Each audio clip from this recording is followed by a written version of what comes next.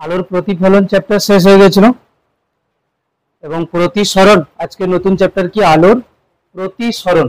ঠিক আছে, চ্যাপ্টারের নাম হেডিং দিয়ে নিবি। একটা চ্যাপ্টার কমপ্লিটলি একদম মানে অঙ্ক থিওরি সবকিছু নিয়ে আজকের হচ্ছে আলোর প্রতিসরণ চ্যাপ্টার। দেখ প্রতিসরণ চ্যাপ্টার শুরু হচ্ছে কি রকম ভাবে, ধরো বললাম এটা একটা মাধ্যম 1 নম্বর, এটা হচ্ছে আর একটা মাধ্যম 2 নম্বর। তো এটা হচ্ছে কিনা দুটো মাধ্যমের বিভেদ তল। 1 নম্বর 2 নম্বর মাধ্যমের বিভেদ তলে যখন কোনো আলোক রশ্মি এসে পড়বে, এখানে বলেছিলাম একদম প্রথম দিন 3টে ঘটনা ঘটতে পারে। কিছু পরিমাণ আলোক রশ্মি প্রথম মাধ্যমে ফিরে যেতে পারে, যেটা হচ্ছে প্রতিফলন। কিছু পরিমাণ আলোক রশ্মি এখানে শোষিত হতে পারে, যেটা শোষণ। আর কিছু পরিমাণ আলোক রশ্মি এর ভেতরে প্রবেশ করবে, যেটা হচ্ছে প্রতিসরণ। এখন আলোক রশ্মি যখন 1 নম্বর মাধ্যম থেকে 2 নম্বর মাধ্যমে প্রবেশ করবে, তখন আচ্ছা যদি মাধ্যম না থাকতো সেটা তার প্রকৃতপক্ষে এই পথে যেত। তো সেটা হতে পারে কি না, এই বিন্দুতে যে অভিলম্ব আছে, অভিলম্বের কাছে আসতে পারে অথবা অভিলম্ব থেকে দূরে সরে যেতে পারে। মানে তার প্রকৃত গতিপথ থেকে প্রকৃত গতিপথের পরিবর্তন হতে পারে। ঠিক আছে, তাহলে আলোর প্রতিফলনের সংজ্ঞা কি হবে না, আলোক রশ্মি কোনো মাধ্যম থেকে অপর কোনো মাধ্যমে প্রবেশ করার সময় তার গতিপথের যে পরিবর্তন হয় বা গতিপথের পরিবর্তন হওয়ার ঘটনাকে আলোর প্রতিসরণ বলে। ঠিক, এটা সংজ্ঞা ছিল, আমি আগে পড়িয়ে নিই, তারপরে বই থেকে যেটা যেটা রিডিং বলার সেগুলো বলবো। তাহলে এটা হলো কি না আলোর প্রতিসরণ। এখানে তাহলে আমরা কি করব না, এই হচ্ছে একটা আলোক রশ্মি, যেটাকে আমরা কি বলছি আপতিত রশ্মি। আপতিত রশ্মি, এই যে বিন্দুতে আলো পড়েছে এটাকে কি বলবো আপতন বিন্দু। এটা হচ্ছে কিনা আপতন বিন্দু। আপতন বিন্দু,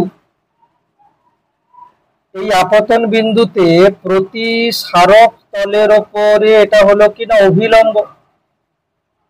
অভিলম্ব, আচ্ছা এই এই যেটা এটা যে এঁকেছি এটা কি, এটা হচ্ছে দুটো মাধ্যমের বিভেদ তল। প্রতিফলনের বেলা কি বলেছিলাম, এটা প্রতিফলক তল। প্রতিসরণের বেলা কি বলবো, এটাকে প্রতিসারক তল। প্রতিসারক তল, ঠিক না হলো। এবারে কি হবে না, আলোক রশ্মি ধরো এদিকে চলে গেল, তাহলে এটা হচ্ছে কিনা প্রতিসৃত রশ্মি। প্রতিসৃত রশ্মি, তাহলে কি কি হলো আপতিত রশ্মি, এটা হলো প্রতিসারক তল, এটা হলো কিনা আপতন বিন্দু, এই যে বিন্দুতে আলোক রশ্মি পড়েছে। অভিলম্ব এঁকেছি, প্রতিসারক তলের উপর লম্বটাই হচ্ছে কিনা অভিলম্ব। তো আপতিত রশ্মি অভিলম্বের সাথে যে কোণ করে সেটা হচ্ছে আপতন কোণ।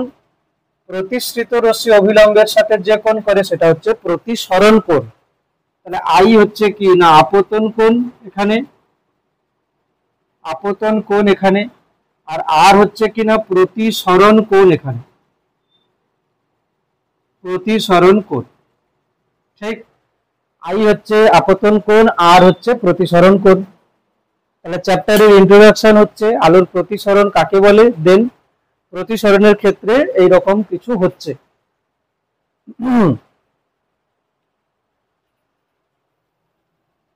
প্রতিসরণের ক্ষেত্রে এরকম কিছু হচ্ছে, আপতিত রশ্মি, প্রতিসৃত রশ্মি, আপতন বিন্দু এটা এটা অভিলম্ব, তো এই কোণটা হচ্ছে আপতন কোণ, এটা হচ্ছে প্রতিসরণ কোণ।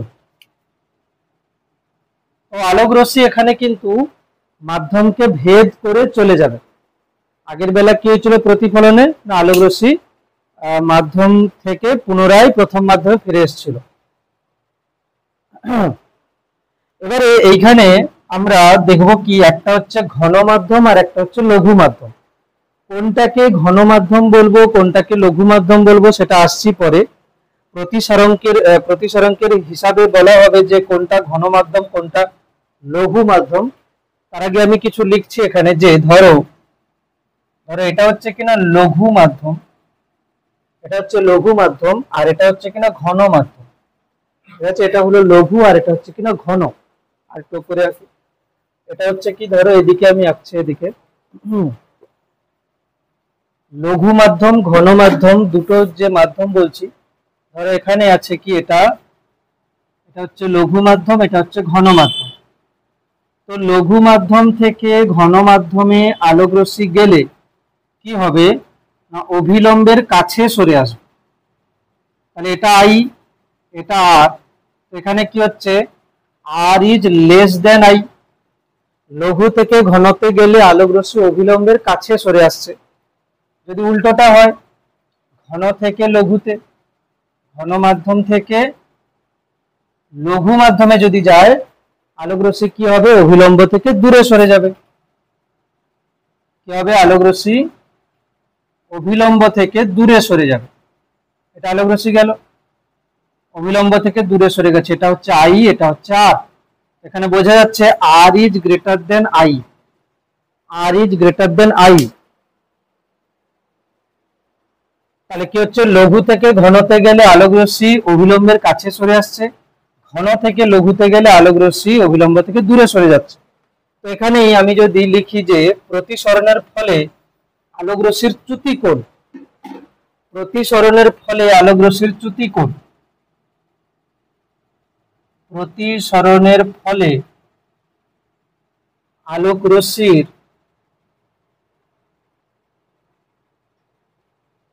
চ্যুতি কোণ। তো কি হচ্ছে প্রতিসরণের ফলে আলোক রশ্মির চ্যুতি কোণ, দেখ যদি বলি এখানে এখানে লঘু থেকে ঘনতে গেছে, তো প্রকৃতপক্ষে এখানে আলোক রশ্মি দেখ এখানে এইরকম হচ্ছে কিছু। আলোক রশ্মি ধরো যদি মাধ্যম না থাকতো সোজা এই পথে যেত, মাধ্যম থাকার জন্য সেটা ধরো এদিকে চলে এসছে, তো এটা তো আই আর এটা হচ্ছে কিনা আর। তো দেখ এখানে অভিলম্বের সাথে এই কোণটা আই হলে এদিকে পুরো কোণটা কি আই, বিপ্রতীপ কোণ। এটা অভিলম্ব, এটা হচ্ছে কি, এটা হচ্ছে এটা হচ্ছে কি অভিলম্ব, এটা হচ্ছে কি এরকম করে সোজা যদি বলি, তাহলে এটা আই হলে এটাও আই, ঠিক আছে। কিন্তু কি হচ্ছে এটা হচ্ছে আলোক রশ্মির প্রকৃত গতিপথ, কিন্তু সেখান থেকে আলোক রশ্মি কি হচ্ছে অভিলম্বের কাছে সরে গেছে, তাহলে ছোটটা কি হচ্ছে আর। তাহলে আলোক রশ্মি তার প্রকৃত গতিপথ থেকে কতটা সরে গেল, আই মাইনাস আর। তাহলে এক্ষেত্রে চ্যুতিকোণ কত হবে ডেল্টা, এক্ষেত্রে চ্যুতিকোণ ডেল্টা হবে আই মাইনাস আর, আর এর বেলা চ্যুতিকোণ কি হবে ডেল্টা আর মাইনাস আই। মানে সোজা কথা হলো কি যে বড় লঘু থেকে ঘনতে গেলে আই বড় আর ছোট হয়ে গেছে, তার মানে কি হবে চ্যুতিকোণ কি হবে আই মাইনাস আর। ঘন থেকে লঘুতে গেলে কি হয়ে গেছে আই থেকে আর বেড়ে গেছে, ঘন থেকে লঘুতে গেলে আই থেকে আর বেড়ে গেছে, তাহলে কি হবে r minus I, r minus i. ঠিক আছে আর মাইনাস আই হচ্ছে।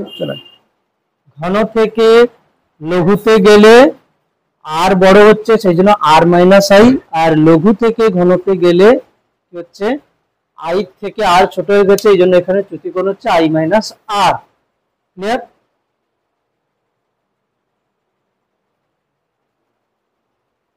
একে দেখ একে বুঝবি কি রকম করে, একে একটা গল্প দিয়ে বোঝা যেতে পারে কি রকম।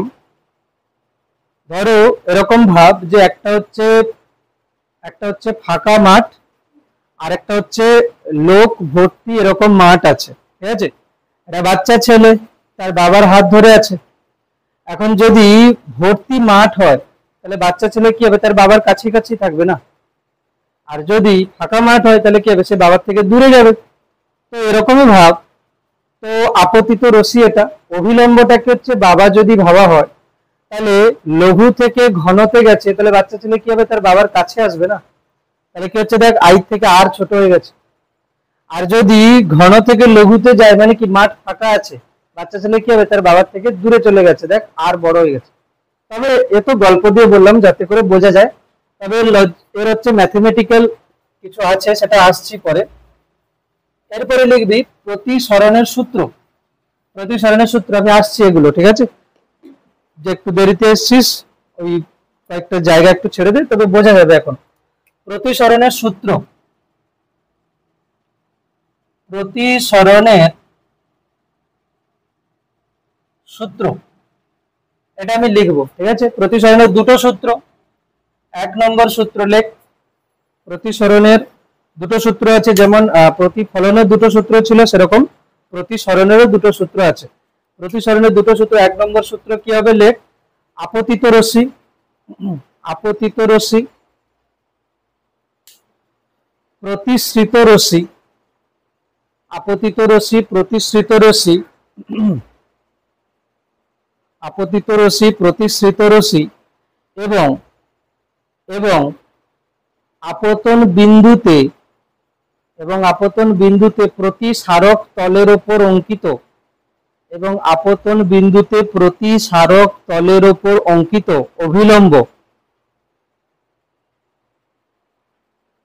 অভিলম্ব একই সমতলে থাকে।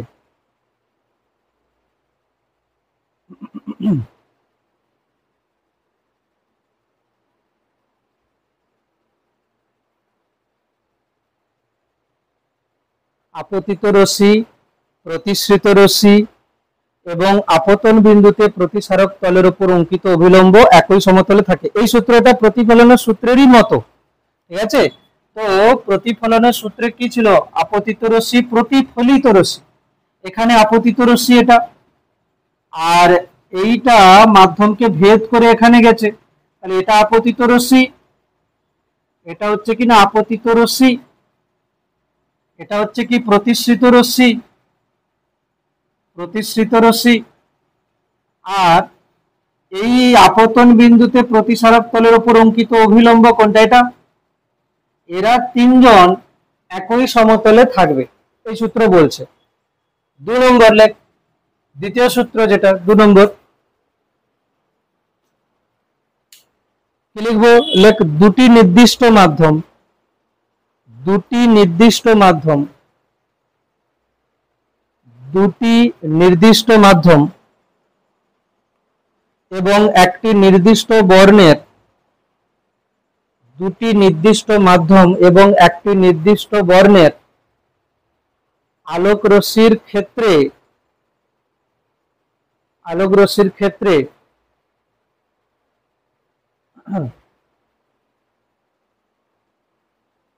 আপতন কোণের সাইন এবং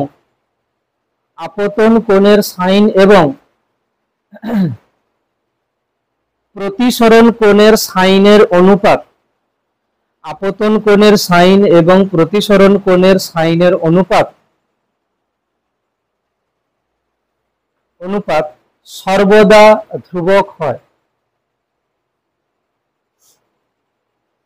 কি বলেছি, দুটি নির্দিষ্ট মাধ্যম এবং একটি নির্দিষ্ট বর্ণের আলোক রশ্মির ক্ষেত্রে আপতন কোণের সাইন এবং প্রতিসরণ কোণের সাইনের অনুপাত সর্বদা ধ্রুবক হয়।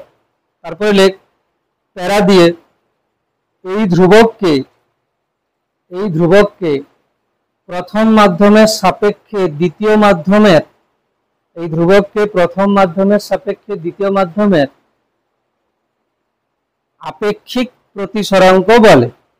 এই ধ্রুবককে প্রথম মাধ্যমের সাপেক্ষে দ্বিতীয় মাধ্যমের আপেক্ষিক প্রতিসরাঙ্ক বলে, এবং এই সূত্রটি হলো স্নেলের সূত্র, এই সূত্রটি হলো স্নেলের সূত্র।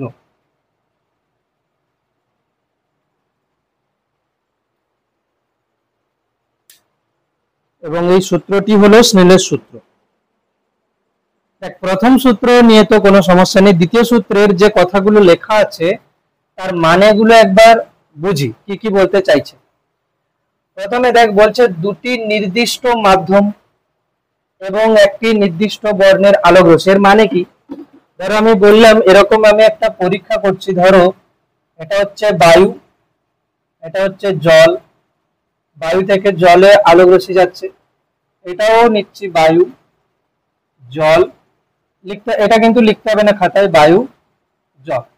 তাহলে দেখ আমি 3 বার এক্সপেরিমেন্ট করেছি, 3 বারই কিন্তু দেখ বায়ু জল আছে, তার মানে কি দুটো মাধ্যম নির্দিষ্ট ফিক্সড রেখেছি। এবারে আমি একবার আলোক রশ্মি এরকম ফেলেছি, ঠিক না, এটা কোন বর্ণের আলোক রশ্মি, লাল। তারপরেও আলোক রশ্মি এরকম ফেলেছি, এটাও কিন্তু লাল। তারপরে একটা আলোক রশ্মি ফেলেছি এরকম, এটাও কিন্তু লাল বর্ণের আলোক রশ্মি। তার মানে তিনবার পরীক্ষা করছি, তিনবারই দুটো মাধ্যম একই রেখেছি এবং আলোর বর্ণ একই রেখেছি। প্রথমবারে ধরো এই কোণটা হচ্ছে আমি করেছি কত না, এই কোণটা করেছি আমি 30 ডিগ্রি, ঠিক আছে। তার এখানে ধরো কোণটা করেছি আমি 20 ডিগ্রি, এখানে ধরো কোণ করেছি আমি 60 ডিগ্রি। তিনবারে যদি আমি সাইন আই বাই সাইন আর করি, আমি যে কোণেই ফেলি না কেন একটা কনস্ট্যান্ট আসবে। তবে আমি যদি ধরো এটা বায়ু আর জল করছি, 30 ডিগ্রি কোণ আছে, ওই 30 ডিগ্রি কোণে লাল বর্ণের আলোক রশ্মি বায়ু থেকে যদি কাঁচে যায় তখন কিন্তু আলাদা হয়ে যাবে। অথবা বায়ু আর জল আছে, 30 ডিগ্রি কোণ আছে, কিন্তু আমি লাল আলোর বদলে আমি বেগুনি আলো নিয়েছি, তাহলে আলাদা হয়ে যাবে। তার মানে কি, দুটি মাধ্যমকে নির্দিষ্ট রাখতে হবে এবং আপতিত আলোর বর্ণকেও নির্দিষ্ট রাখতে হবে, তাহলে আমি যখন যা কোণে ফেলি না কেন সাইন আই বাই সাইন আর করলে কনস্ট্যান্ট আসবে। বোঝা গেল? তাহলে দুটি নির্দিষ্ট মাধ্যম এবং একটি নির্দিষ্ট বর্ণের আলোক রশ্মির ক্ষেত্রে আপতন কোণের সাইন এবং প্রতিসরণ কোণের সাইনের অনুপাত সর্বদা ধ্রুবক হয়। ঠিক, তো এই ধ্রুবকটাকে কি বলছে? প্রথম মাধ্যমের সাপেক্ষে দ্বিতীয় মাধ্যমের প্রতিসরাঙ্ক। তাহলে বল, মাধ্যমের প্রতিসরাঙ্ক কি কি বিষয়ের উপর নির্ভর করছে? মাধ্যমের প্রতিসরাঙ্ক কি কি বিষয়ের উপর নির্ভর করছে? 1 নম্বর মাধ্যমের প্রকৃতি, কোন কোন মাধ্যম নিয়েছি, আর 2 নম্বর আপতিত আলোর বর্ণ। ঠিক না? তাহলে নোট বলে লিখে নে যে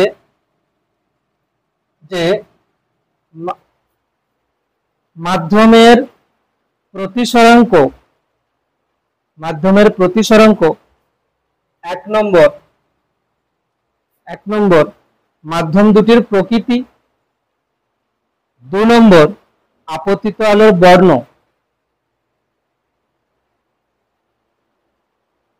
1 নম্বর মাধ্যমের প্রকৃতি, 1 নম্বর মাধ্যম দুটির, এখানে দুটি মাধ্যম আছে না, 1 নম্বর পয়েন্টে হচ্ছে কিনা দুটি মাধ্যমের প্রকৃতি, 2 নম্বর পয়েন্টে হচ্ছে কিনা আপতিত আলোর বর্ণ, এগুলির উপর নির্ভর করে।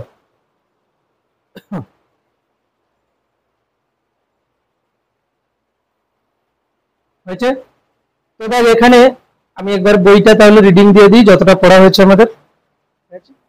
হ্যাঁ, পেজ নাম্বার খুলবি বইয়ে 37, পেজ নাম্বার খুলবি 37, ঠিক না? 37-এ দেখ প্রতিসরণের সংজ্ঞা কি বলছে। প্রতিসরণের সংজ্ঞা যে এখানে হচ্ছে পেজ নাম্বার 37 খুলেছিস বইতে, দেখ বলছে দুটি মাধ্যমের বিভেদ তলের মধ্য দিয়ে আলো এক মাধ্যম থেকে অপর মাধ্যমে প্রবেশ করলে সাধারণভাবে ওই বিভেদ তলে আলোক রশ্মির অভিমুখের পরিবর্তন ঘটে। মানে আলোক রশ্মি ধরো বায়ু থেকে জলে যাচ্ছে, তাহলে তার কি হবে, যে পথে যেত সেই পথে না গিয়ে কিছুটা অভিমুখের পরিবর্তন ঘটবে, এটাকে বলা হচ্ছে কিনা আলোর প্রতিসরণ। এবারে এখানে পয়েন্টগুলো আছে, প্রতিসারক তল, আপতন বিন্দু, অভিলম্ব, আপতিত রশ্মি, প্রতিসৃত রশ্মি, এইগুলো, ঠিক না? এগুলো বলে দিয়েছি। যে তলে আলোক রশ্মি এসে পড়ছে সেটাই প্রতিসারক তল, যে বিন্দুতে আলোক রশ্মি এসে পড়ছে সেটা আপতন বিন্দু, যে আলোক রশ্মিটা এসে পড়ছে সেটা হচ্ছে আপতিত রশ্মি, আর যে আলোক রশ্মিটা প্রতিসরণের পর যাচ্ছে সেটা প্রতিসৃত রশ্মি। এখানে অভিলম্বের সাথে আপতিত রশ্মি যে কোণ করবে সেটা আপতন কোণ, অভিলম্বের সাথে প্রতিসৃত রশ্মি যে কোণ করবে সেটাকে বলা হবে প্রতিসরণ কোণ। তারপরে কি আছে দেখ এখানে, ঘন মাধ্যম, লঘু মাধ্যম থেকে ঘন মাধ্যমে প্রতিসরণ, ঘন মাধ্যম থেকে লঘু মাধ্যমে প্রতিসরণ। লঘু থেকে ঘন মাধ্যমে গেলে কি হবে, আলোক রশ্মি অভিলম্বের কাছে সরে আসবে, ঠিক না? লঘু থেকে আলোক রশ্মি ঘন মাধ্যমে প্রবেশ করলে আলোক রশ্মি অভিলম্বের কাছে সরে আসবে, আর ঘন থেকে লঘুতে গেলে কি হবে, লঘু অভিলম্বের দূরে সরে যাবে। প্রতিসরণের দুটো সূত্র বলেছি। তারপরে প্রতিসরাঙ্ক বলে দিয়েছি, ঠিক আছে? সাইন আই বাই সাইন আর মানে মিউ হচ্ছে। এবার দেখ ওখানে পরের পৃষ্ঠা 38 পেজে কোন মাধ্যমের প্রতিসরাঙ্কের কোনো একক থাকবে? একক কি থাকবে না? কেন একক থাকবে, কিসের জন্য? দেখ প্রতিসরাঙ্ক মানে তো sine I by sine R, তো কোনো একক থাকছে না, মাত্রাও নেই, যেহেতু দুটো রাশি একই। এত পর্যন্ত বলেছি। তাহলে প্রতিসরাঙ্ক কিন্তু এককবিহীন এবং মাত্রাবিহীন রাশি হচ্ছে। ক্লিয়ার? হ্যাঁ, এবারে দেখ লম্ব আপতন। লম্ব আপতনে কি হচ্ছে, ধরো এটা হচ্ছে কি 1 নম্বর মাধ্যম, এটা 2 নম্বর মাধ্যম, এখানে আলোক রশ্মি এরকম করে পড়েছে, লম্ব আপতন। লম্ব আপতন, লম্ব ভাবে যদি আপতিত হয় তাহলে আপতন কোণ কত? 0 ডিগ্রি। 0 ডিগ্রি লম্ব ভাবে আপতিত হলে আপতন কোণ কত হচ্ছে? 0 ডিগ্রি। ওকে, 0 ডিগ্রি। 0 ডিগ্রি আপতন কোণ হয়েছে। আমরা কি জানি এখানে যে দেখ মিউ যদি আমি বলি, অ্যাকচুয়ালি 1 মিউ 2 মানে কি 1 নম্বর মাধ্যমের সাপেক্ষে 2 নম্বর মাধ্যমের প্রতিসরাঙ্ক, মানে কি হবে সাইন আই বাই সাইন আর। বোঝা গেল? মানে এখানে আলোক রশ্মি, এটা ধরো 1 নম্বর মাধ্যম, এটা 2 নম্বর মাধ্যম, আলোক রশ্মি আসছে কোথা থেকে? আসছে 1 নম্বর মাধ্যম থেকে, আই কোণে আপতিত হয়েছে। 2 নম্বর মাধ্যমে যাচ্ছে কত কোণে? আর কোণে। তো আমি যদি এখানে সাইন আই বাই সাইন আর লিখি, তার মানে এই যে যে ধ্রুবক রাশিটা হলো, এটা হচ্ছে কিনা 1 নম্বর মাধ্যমের সাপেক্ষে 2 নম্বর মাধ্যমের প্রতিসরাঙ্ক। তার সাপেক্ষে কি করে বলবো? না, যেখান থেকে আলোক রশ্মি আসছে 1 নম্বর থেকে আসছে, মানে কি 1 নম্বরের সাপেক্ষে 2 নম্বরের প্রতিসরাঙ্ক সমান সাইন আই বাই সাইন আর। লম্ব আপতনের বেলা কি হবে? 1 মিউ 2 সমান সাইন আই কত? 0 ডিগ্রি, এখানে সাইন আর। চলো সাইন আর সমান 0 বাই 1 মিউ 2, 0 বাই কিছু একটা মানে কি 0, তার মানে আর সমান কি হচ্ছে? 0। মানে আলোক রশ্মি যদি লম্ব ভাবে আপতিত হয় তাহলে প্রতিসরণের পর কি হবে? সেরকমই চলে যাবে, মানে আইও 0 আরও 0। তাহলে লম্ব ভাবে আপতিত হলে প্রতিফলনের সময় কি হচ্ছিল? ঘুরে চলে যাচ্ছিল, আর প্রতিসরণের বেলা কি হবে? সোজা চলে যাবে। ঠিক আছে? তাহলে লম্ব ভাবে কোনো তলে যদি আলোক রশ্মি পড়ে, প্রতিফলনের সময় কি হবে? সেটা পুনরায় আগের পথে ফিরে যাবে, আর প্রতিসরণের সময় সেটা কি হবে? সোজা চলে যাবে। ঠিক না? তাহলে লম্ব আপতন এখান থেকে এতটা। ঠিক না? এটা আমি আবার পরে আসছি। লম্ব আপতন হেডিং লিখে এতটা লিখবি, লিখে লাস্টে লিখবি এতটা লেখ, ছবি আঁক। লম্ব আপতন ছবি এঁকে যেটা আমি লাইন করেছি তার উপরে যতটা আছে লেখ আগে। এটা না হলে আমি মুছেই দিচ্ছি, না থাক। লম্ব আপতন হেডিং করে ওখান থেকে।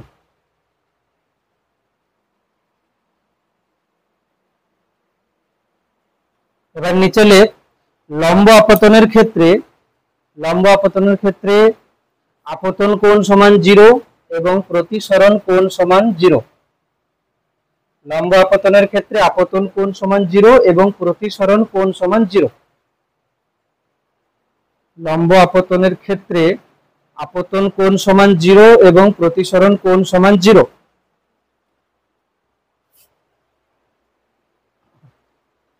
অর্থাৎ আলোক রশ্মি বিভেদ তল দিয়ে সোজা চলে যায়, বিভেদ তল দিয়ে অভিমুখ পরিবর্তন না করে সোজা চলে যায়। ঠিক আছে? বিভেদ তল দিয়ে অভিমুখ পরিবর্তন না করে সোজা চলে যায়।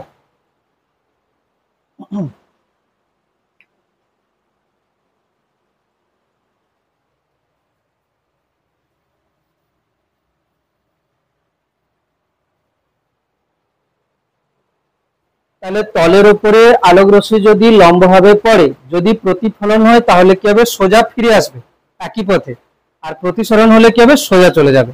ঠিক না? এবার আসছি দেখ প্রতিসরাঙ্ক যেটা, সেটা দুই প্রকার। একটা হচ্ছে কিনা আপেক্ষিক প্রতিসরাঙ্ক, আপেক্ষিক প্রতিসরাঙ্ক,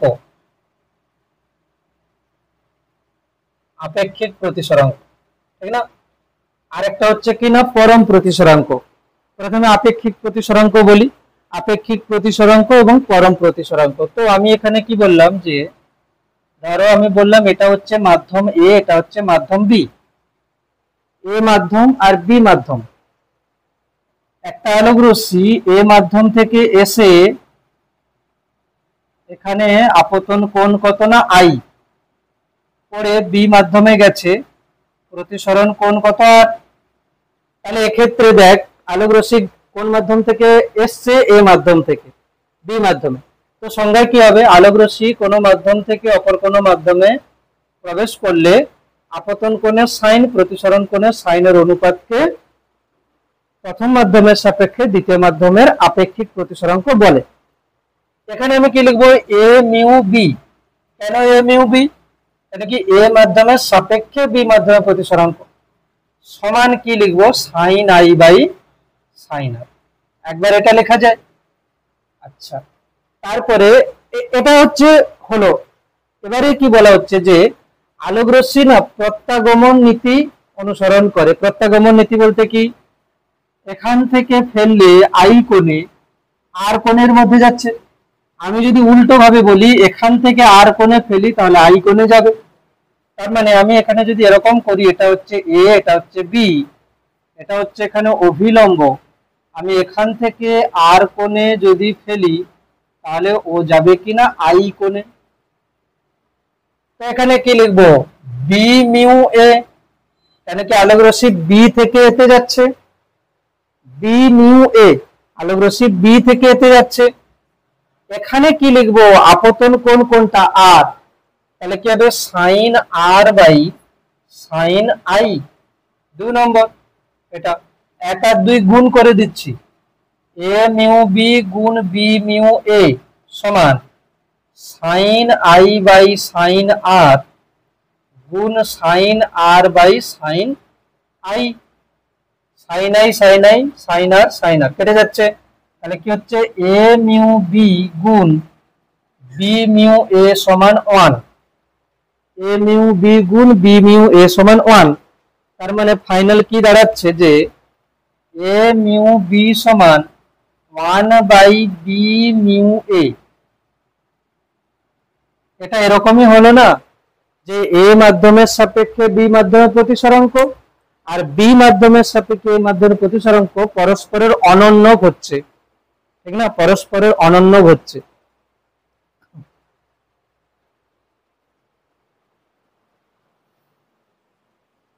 তার মানে কোথাও যদি তোকে বলা থাকে বায়ুর সাপেক্ষে জলের প্রতিসরাঙ্ক 4/3, কি বললাম, বায়ুর সাপেক্ষে জলের প্রতিসরাঙ্ক 4/3, তাহলে জলের সাপেক্ষে বায়ুর প্রতিসরাঙ্ক কত হবে, 3/4। ঠিক আছে, বায়ুর সাপেক্ষে জলের প্রতিসরাঙ্ক যদি 4/3 হয়, তাহলে জলের সাপেক্ষে বায়ুর প্রতিসরাঙ্ক কত হবে, 3/4, উল্টে যাবে। ঠিক আছে, এরকমই হচ্ছে। তাহলে এ মিউ বি গুণ বি মিউ এ সমান 1 হয়েছে।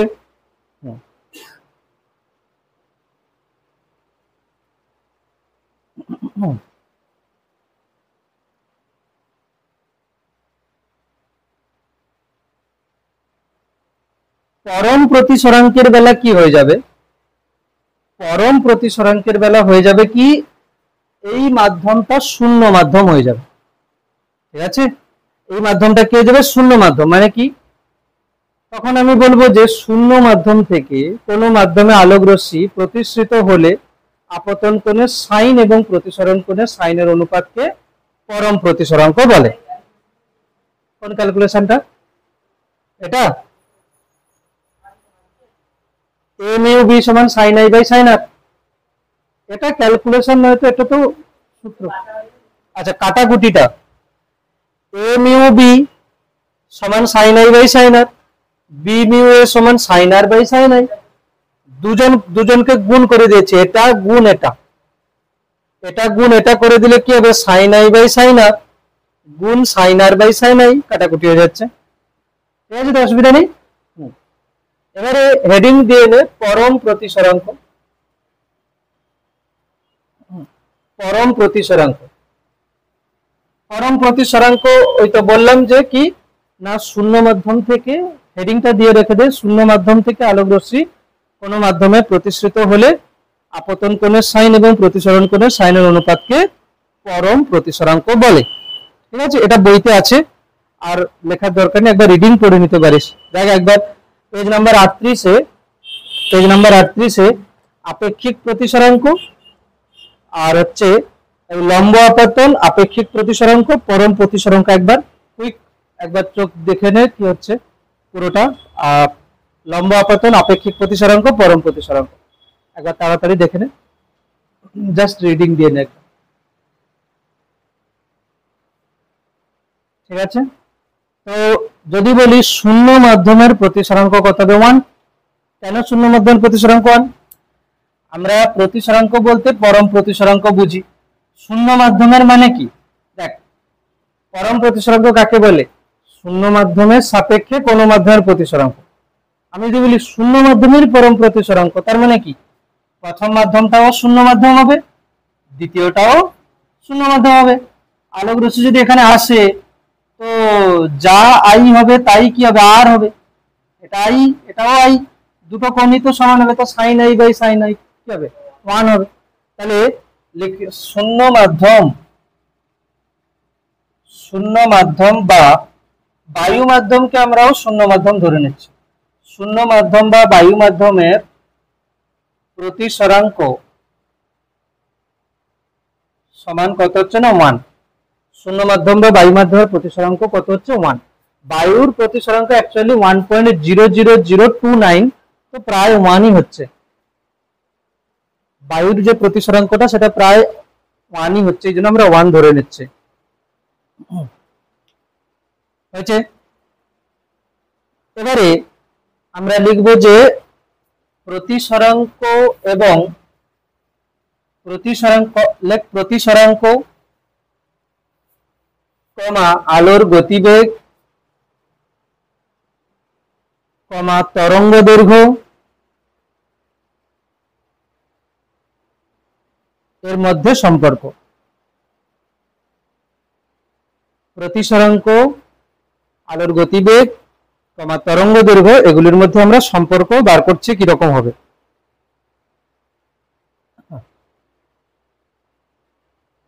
হ্যাঁ, দেখ, আলোর তরঙ্গ তত্ত্ব অনুযায়ী আমরা যেটা কি করব না, হাইগেন্সের নীতি যে আছে সেখানটায় গিয়ে প্রমাণটা আসবে।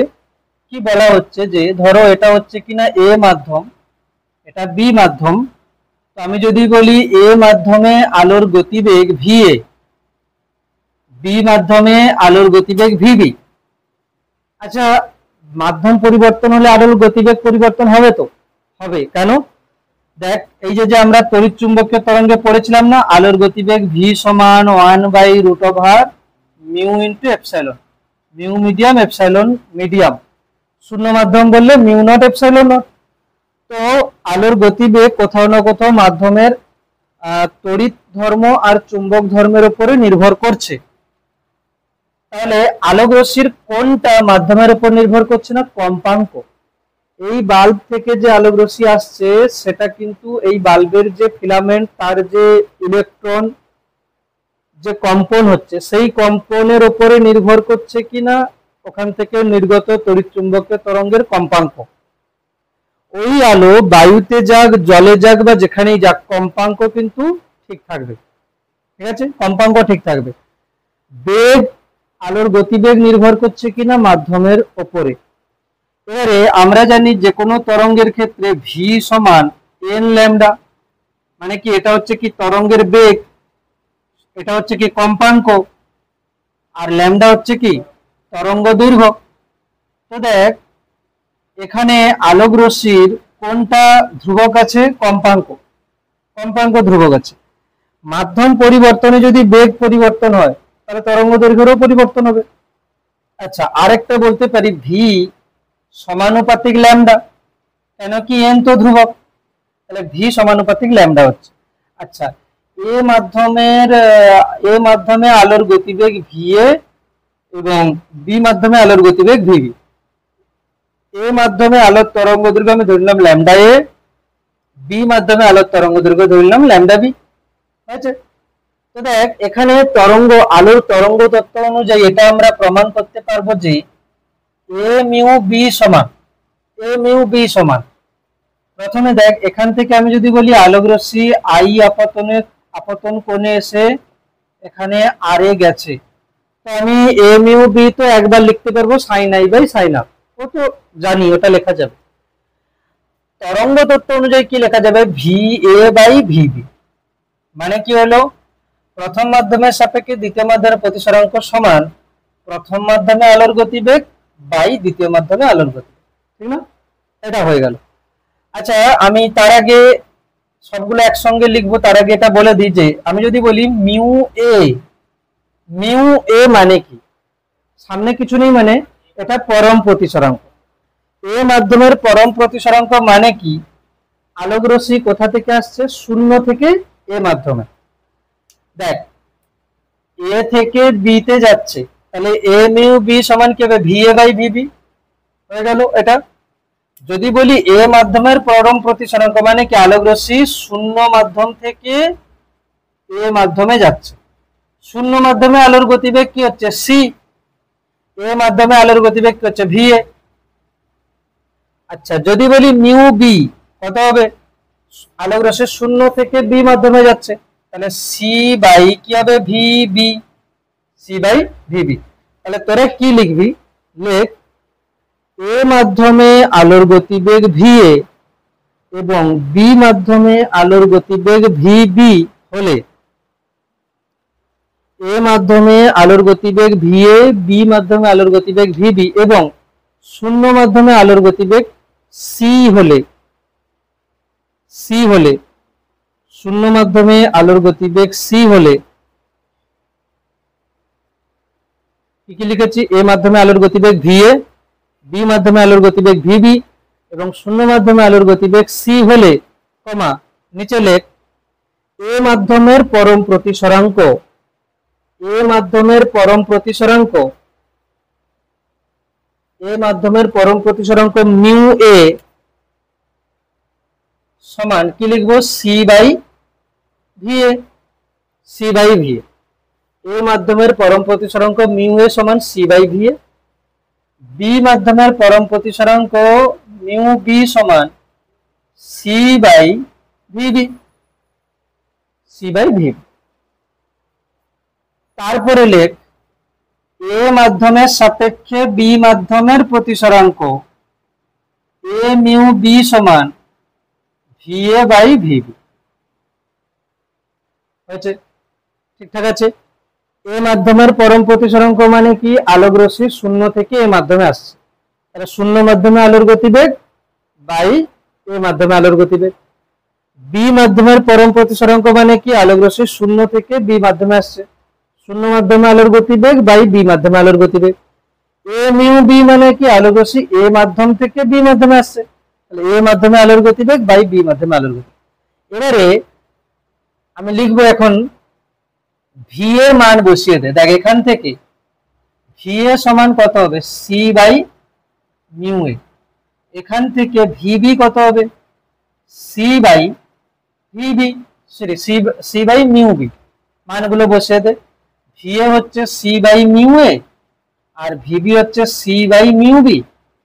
তো সি বাই মিউ এ গুণ mu B by C, C C কেটে গেল, তো ফাইনাল দাঁড়ালো এ মিউ বি সমান mu B by mu A, mu B by mu এ।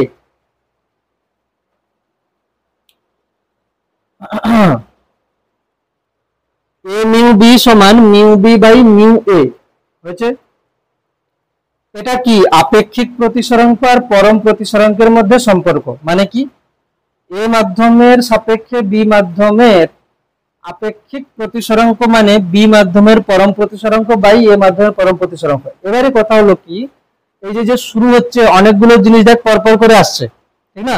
এবার কিন্তু তালঘোল পাকাবে, এই জন্য একে ফাইনাল কনক্লুশন দিচ্ছি। কিরকম দেখ, ফাইনাল কনক্লুশন বলতে যেমন গোলীয় দর্পণে যেমন সেই প্রতিবিম্বের অনেকগুলো ফর্মুলা এক জায়গায় রেখেছিলাম, সেরকম যাতে করে যা অঙ্ক আসবে ওখানে ফেললে তোকে আর ভাবতেই হবে না। তাহলে দেখবি বইতে উদাহরণে অনেক অঙ্ক আছে, একবার এটা তো একবার ওটা, কোনটা বাই কোনটা করবি, কার সাপেক্ষে কে, কিন্তু গুলিয়ে যাবে।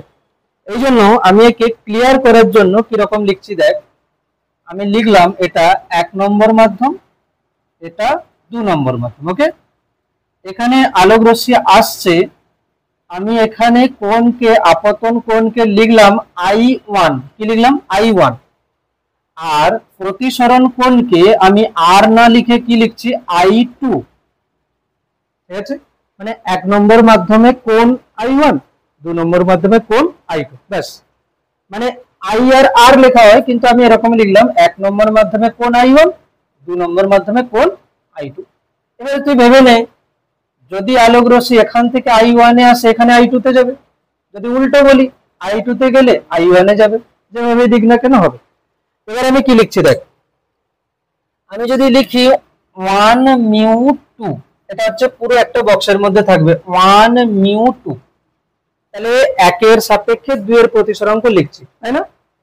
প্রথমে বল কোণের হিসাবে যদি লিখি কি লিখবো, sin I1 by sin I2, sin I by sin R লেখা হয় sin I1 by sin I2। ওকে, অসুবিধা নেই। তারপরে গতিবেগের হিসাবে যদি লিখি কি লিখবো, V1 বাই V2, কি না। দেখ 1 মিউ 2 মানে কোণের হিসাবে লিখলে sin I1 by sin I2, গতিবেগের হিসাবে লিখলে প্রথম মাধ্যমে গতিবেগ বাই দ্বিতীয় মাধ্যমে গতিবেগ। একটু আগে পড়েছি না, v সমান n ল্যামডা, n তো কনস্ট্যান্ট, তাহলে v হচ্ছে কি v প্রপোর্শনাল টু ল্যামডা। তাহলে v প্রপোর্শনাল টু ল্যামডা মানে আমি এখানে কি লিখতে পারি, lambda 1 by lambda 2, lambda 1 by lambda 2।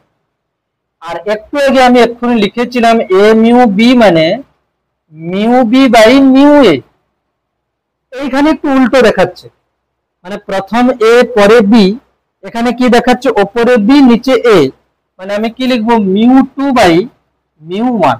এবারে মনে রাখবি কি রকম ভাবে, শোন, মনে রাখবি কি রকম ভাবে, 1 মিউ 2 কোণ, বেগ, তরঙ্গ দৈর্ঘ্য সব একই রকম লেখা হবে। আগে তো সবাই উপরে আর পরে তো সবাই নিচে, ব্যাস পরম প্রতিসরাঙ্কের বেলা উল্টো লেখা হবে। আশা করি বোঝা গেছে। এবারে কোশ্চেন কি রকম আসবে, ধরো তোকে দিয়ে দেবে কি তরঙ্গ দৈর্ঘ্য এবং এটার মধ্যে সম্পর্ক, তখন তুই কি করবি, তখন তুই করবি না ল্যামডা 1 বাই ল্যামডা 2 মানে মিউ 2 বাই মিউ 1। দেখো জল আর হচ্ছে কাচের মধ্যে দিয়েছে, কোশ্চেন ধরো বললো যে জলের প্রতিসরাঙ্ক কাচের প্রতিসরাঙ্ক দেওয়া আছে, জলে তরঙ্গ দৈর্ঘ্য যদি এত হয় কাচে তরঙ্গ দৈর্ঘ্য কত, তুই যদি ওই এর সাপেক্ষে ওকে তার সাপেক্ষে ওরকম যদি ভাবিস তাহলে কিন্তু গন্ডগোল হয়ে যাবে। তখন কি করবি, তুই উপরে যদি জল নিচে যদি কাঁচ লিখিস তাহলে প্রতিসরাঙ্কটা কি করতে হবে, উল্টো করে লিখতে হবে। আচ্ছা, যদি বেগ আর তরঙ্গ দৈর্ঘ্য বলে তাহলে উপরে 1 হলে দুজনেরই উপরে 1, কোণ আর তরঙ্গ দৈর্ঘ্য সাইন আই প্রথমটা হলে এখানে ল্যামডা 1 প্রথম হবে। ঠিক আছে, এটা ছিল কি ফাইনাল লাস্ট কনক্লুশন, এখান থেকে কিন্তু আমাদের অঙ্ক আসবে এবার। আচ্ছা, এবারে ঠিক আছে, এগুলো না হলে ঠিক আছে। আরেকটা জিনিস আমরা বেশিরভাগ কোণের বেলা কি হয়, কোণের বেলা এই দুটোকে যদি দেখিস ভালো করে দেখ, এটা sin i by sin i2 আর মিউ 2 বাই মিউ 1, এই দুজনকে যদি নিস দেখ কি রকম হচ্ছে, মিউ 1 sin i1 সমান মিউ 2 sin i2, হবে কি না, দেখ হবে তো।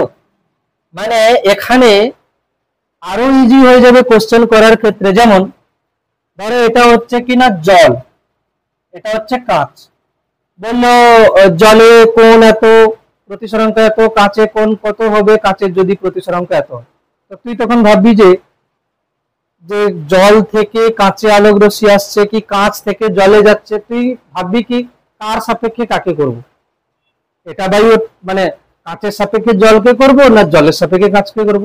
তো এই জন্য ওখানে ওই রকম ভাবার থেকে আমি কি রকম ভাববো, দেখ যদি আমি কাঁচের প্রতিসরাঙ্ক লিখি তাহলে কাঁচে যে কোণ হয়েছে, জলের প্রতিসরাঙ্ক লিখলে জলে যে কোণ হয়েছে। এবারে আলোক রশ্মি জল থেকে কাঁচে যাক কি কাঁচ থেকে জলে যাক কোনো সমস্যাই নেই। তাহলে এখান থেকে কি বোঝাচ্ছে, যে মাধ্যমের প্রতিসরাঙ্ক সেই মাধ্যমে কোণ, যে মাধ্যমে প্রতিসরাঙ্ক সেই মাধ্যমে কোণ। আলোক রশ্মি কোথা থেকে কোথায় যাচ্ছে আমার দেখারই দরকার নেই। হুম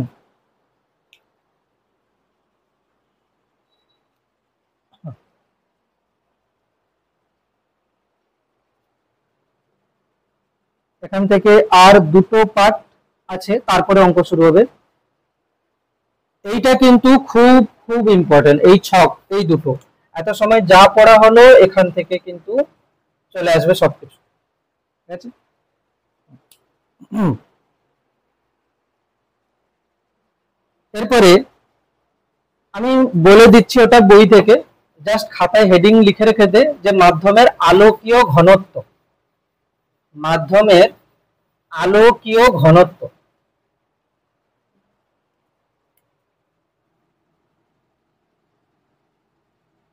মাধ্যমের আলোকীয় ঘনত্ব মানে কি? এই যে আমরা বলছি না যে ঘন মাধ্যম লঘু মাধ্যম, এটা ঘন মাধ্যম লঘু মাধ্যম। দেখ আমি বলছি আলোকীয় ঘনত্ব মানে আলোর সাপেক্ষে মাধ্যমটা ঘন নাকি লঘু মাধ্যম, ঠিক না। একটু আগে ওই বাচ্চা ছেলের গল্পটা বললাম না, যে যদি মাঠ ভিড়ে ভর্তি থাকে তার মানে ওটা কি ঘন মাধ্যম। ও কি করবে না, তার বাবার কাছে আসবে, মানে অবিলম্বের কাছে সরে আসবে। তো দেখ যদি ঘন মাধ্যম হয়, ঘন মাধ্যম হয় সেক্ষেত্রে আলোক রশ্মির বেগ বেশি হবে না কম হবে? কম হবে। ঘন মাধ্যম মানে কি, ওর মধ্যে দিয়ে আলো যেতে গেলে বাধা পাবে, তাহলে ঘন মাধ্যম মানে আলোর বেগ, আলোর বেগ কি হবে? কম, আলোর বেগ কম। আচ্ছা লঘু মাধ্যম হলে কি হবে? লঘু মাধ্যম হলে আলোর বেগ কি হবে? আলোর বেগ বেশি। ওকে, আলোর বেগ বেশি। ঘন মাধ্যমে আলোর বেগ কম হচ্ছে, লঘু মাধ্যমে আলোর বেগ বেশি হচ্ছে, ঠিক আছে। হলো বেগের হিসাবে বললাম। প্রতিসরাঙ্কের হিসাবে যদি বলি, প্রতিসরাঙ্কের হিসাবে যেমন ধরো আমি বললাম এটা হচ্ছে এ মাধ্যম, এটা হচ্ছে শূন্য মাধ্যম, আর এটা হচ্ছে শূন্য মাধ্যম, এটা হচ্ছে বি মাধ্যম, ঠিক না। আমি ধরে নিচ্ছি যে এ মাধ্যমে আলোর গতিবেগ ভি এ আর বি মাধ্যমে আলোর গতিবেগ ভি বি, ঠিক না। আচ্ছা এবং এটাও ধরছি যে এ মাধ্যমে আলোর গতিবেগটা বেশি, ছাড়া অত কিছু দেখার দরকার নেই, আমি ধরে নিচ্ছি এ মাধ্যমে আলোর গতিবেগ 2 আর বি মাধ্যমে আলোর গতিবেগ 3, ঠিক আছে। এ মাধ্যমে আলোর গতিবেগ 2 আর বি মাধ্যমে আলোর গতিবেগ 3, কোনটাতে গতিবেগ বেশি? বি তে, মানে বি লঘু মাধ্যম, বোঝা যাচ্ছে। আচ্ছা যদি আমি বলি এ মাধ্যমের পরম প্রতিসরাঙ্ক কত হবে? c/2, শূন্য মাধ্যমে আলোর গতিবেগ বাই ওই মাধ্যমে আলোর গতিবেগ। আচ্ছা যদি বলি বি মাধ্যমের পরম প্রতিসরাঙ্ক কত হবে? c/3। তো দেখ এটা কি ছিল? এটা লঘু, কেন কি এর বেগ বেশি, আর এটা কি ছিল? ঘন। ঘন মানে কি বেগ কম। অ্যাকচুয়ালি দেখ আমি যদি মিউ এ লিখি তার মানে আমাকে কি লিখতে হবে? c/va, আর যদি আমি মিউ বি লিখি c/vb। তো দুজনের বেলা তো c কনস্ট্যান্ট, তার মানে প্রতিসরাঙ্ক ব্যস্তানুপাতিক হচ্ছে কি আলোর গতিবেগের, ঠিক আছে। তো দেখ যদি লঘু মাধ্যমে বেগ কি হয়? বেশি হয়, তাহলে লঘু মাধ্যমের প্রতিসরাঙ্ক কি হবে? কম হবে। তার মানে প্রতিসরাঙ্ক কি হচ্ছে? কম। প্রতিসরাঙ্ক কি হচ্ছে না? কম। আর এর বেলা কি হচ্ছে? প্রতিসরাঙ্ক বেশি। তোরা কি মনে রাখবে? আমরা লঘু আর ঘন বুঝছি ডাইরেক্ট কার সাথে? প্রতিসরাঙ্কের সাথে। লঘু মানে কি? কম, প্রতিসরাঙ্ক কম। ঘন মানে কি? বেশি, প্রতিসরাঙ্ক বেশি, ঠিক আছে। যেমনটা আমরা বলি না এমনি ঘনত্ব, ঘনত্ব মানে কি? ভর বাই আয়তন। গাঢ়, গাঢ় মানে কি? বেশি ঘনত্ব। তো যেমন গাঢ় ভর বাই আয়তন দিয়ে আমরা ঘনত্ব বুঝছি, এখানে আলোকীয় ঘনত্ব আমরা বুঝছি কোথা থেকে? প্রতিসরাঙ্ক থেকে। লঘু মাধ্যম, লঘু মানে কি? কম, প্রতিসরাঙ্ক কম। ঘন মানে কি? গাঢ়, মানে প্রতিসরাঙ্ক বেশি। আর বেগটা কি হবে? এর উল্টো, ঠিক আছে, বেগটা হয়ে যাবে এর উল্টো। এই আলোকীয় ঘনত্বের সাথে এমনি যে ঘনত্ব, মানে ভর বাই আয়তন তার কিন্তু কোনো সম্পর্ক নেই। এমনি যে আমরা ঘনত্ব বলি ভর বাই আয়তন, দেখা যাবে দুটো তরল, দেখা যাবে কারোর এমনি ঘনত্ব কম, দেখা যাবে তার আলোকীয় ঘনত্ব বেশি, এটা হতে পারে। তো এমনি ঘনত্বের সাথে আলোকীয় ঘনত্বের কোনো সম্পর্ক নেই। এরপরে আমরা যেটা লিখবো সেটা আলোর বিচ্ছুরণ চ্যাপ্টারে গিয়ে কোথাও না কোথাও কানেক্ট হবে, ঠিক না? আলোর বিচ্ছুরণের চ্যাপ্টারে গিয়ে কানেক্ট হবে।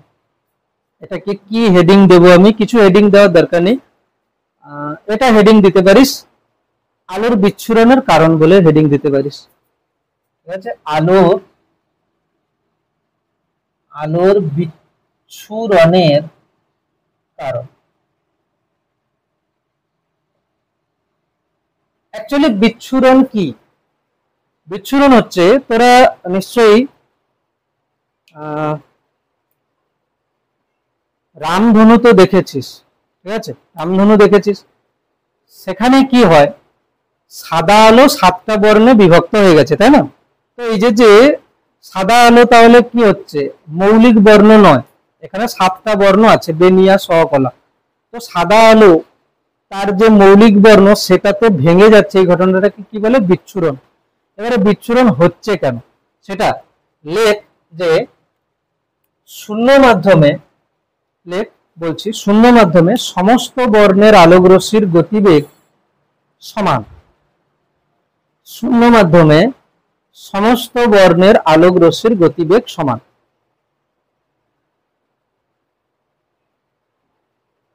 মানে শূন্য মাধ্যমের মধ্য দিয়ে যদি সাদা আলো যায়, সেই সাদা আলোর যে 7টা বর্ণ সবাই একই গতিবেগে যাবে, সেই গতিবেগটা কত হবে, 3 × 10⁸ মিটার পার সেকেন্ড।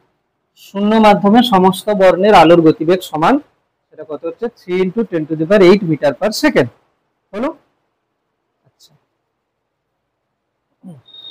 তারপরে পরের লাইনে লিখবি, শূন্য মাধ্যম ছাড়া অন্য কোনো মাধ্যমে, শূন্য মাধ্যম ছাড়া অন্য কোনো মাধ্যমে, অন্য কোনো মাধ্যমের ক্ষেত্রে, শূন্য মাধ্যম ছাড়া অন্য কোনো মাধ্যমের ক্ষেত্রে কি হচ্ছে, যে আমি 7টা ভি লিখলাম এরকম করে, চলো 1 2 3 4 5 6 7, ঠিক আছে?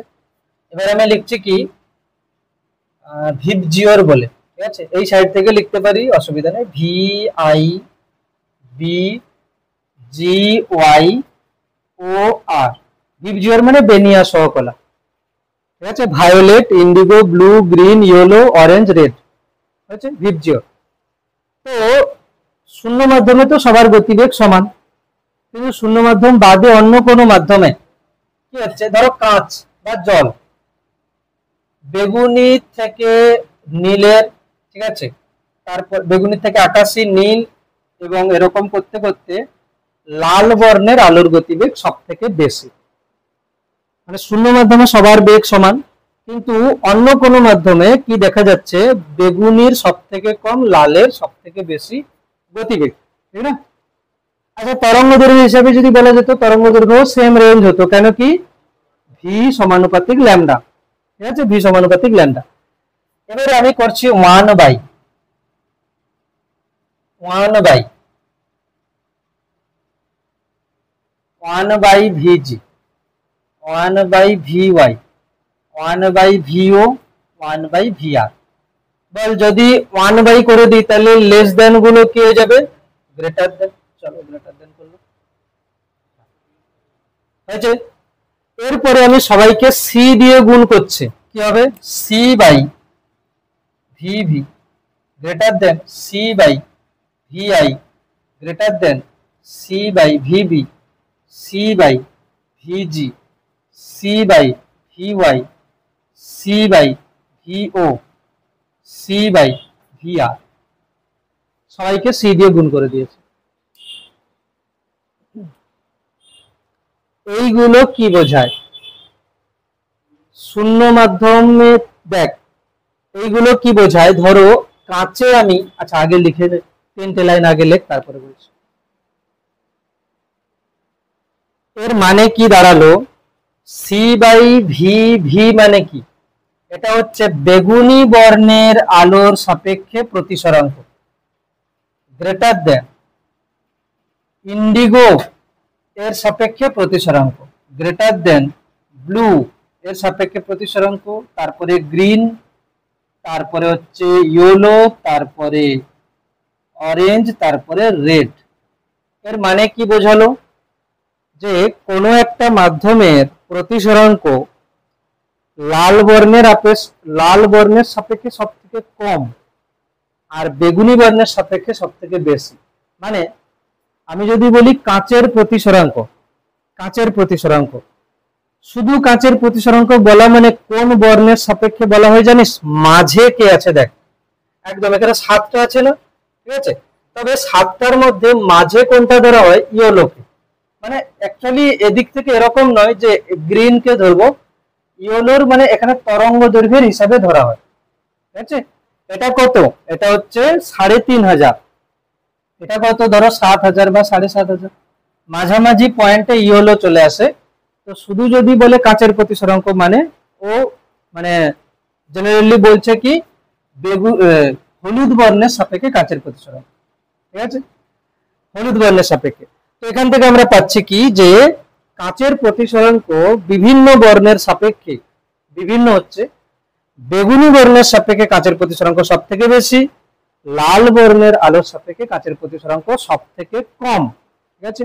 তাহলে এখান থেকে লেখ, পরে নিচের লাইনে লেখ যে কোন মাধ্যমের প্রতিসরাঙ্ক লাল বর্ণের আলোর সাপেক্ষে সব থেকে কম এবং বেগুনি বর্ণের আলোর সাপেক্ষে সব থেকে বেশি। কোন মাধ্যমের প্রতিসরাঙ্ক লাল বর্ণের আলোর সাপেক্ষে সব থেকে কম এবং বেগুনি বর্ণের আলোর সাপেক্ষে সব থেকে বেশি। হ্যাঁ, বেগুনি বর্ণের আলোর সাপেক্ষে সব থেকে বেশি।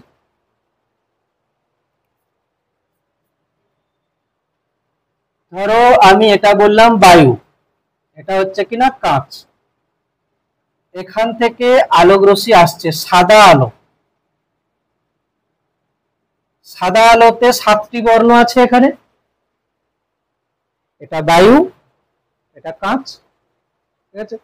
সাদা আলোতে 7টি বর্ণ আছে, 7টি বর্ণ যখন এই বায়ুর মধ্য দিয়ে আসছিল, সবার গতিবেগ কিন্তু একই ছিল, সি, সবার গতিবেগ কিন্তু সি, ঠিক না। যেই কাঁচে প্রবেশ করলো, বেগুনি আলোর বেগ কিছু আলাদা হলো, লাল আলোর বেগ কিছু আলাদা হলো। আচ্ছা, বায়ু থেকে কাঁচে যদি আলো প্রবেশ করে তো কি হবে, লঘু থেকে ঘনতে যাচ্ছে, মানে কি হবে, অভিলম্বের কাছে সরে আসবে। আচ্ছা, অভিলম্বের কাছে এই যে আলোক রশ্মিকে বাঁকিয়ে দিচ্ছে, এটা কে করাচ্ছে, প্রতিসরাঙ্ক, প্রতিসরাঙ্ক। তো প্রতিসরাঙ্ক করাচ্ছে কেন, দেখ মিউ মানে কি, generally sine I by sine R.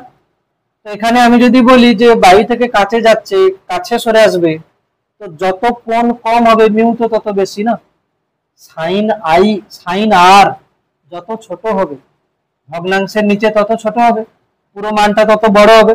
তো এখানে আমি যদি বলি আলোক রশ্মিকে বাঁকিয়ে দেওয়ার জন্য কে দায়ী, প্রতিসরাঙ্ক।